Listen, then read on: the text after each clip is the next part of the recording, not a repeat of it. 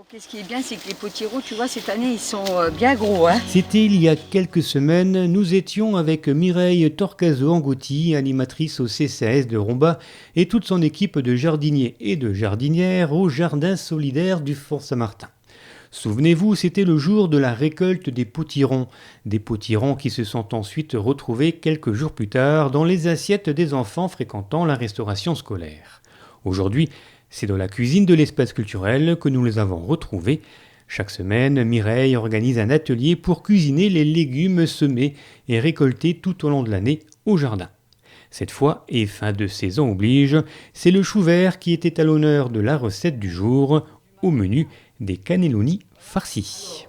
Le chou vert de notre jardin, il faudra des carottes, du céleri, de l'oignon, de l'ail. En comité restreint, Covid oblige, les étapes de la recette s'enchaînent les unes derrière les autres, avec cette particularité, celle de partager ses trucs et astuces, ses façons de cuisiner selon ses propres pays d'origine. Ici, c'est toute une cuisine internationale, de tous les pays.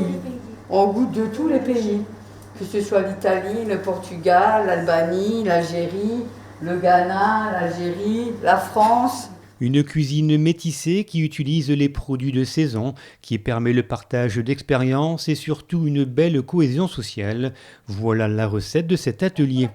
Et pour ce qui est de notre recette de cannelloni, après 2 heures de préparation, d'une pause café et de la confection de livres de recettes personnalisés, il était temps de passer à table.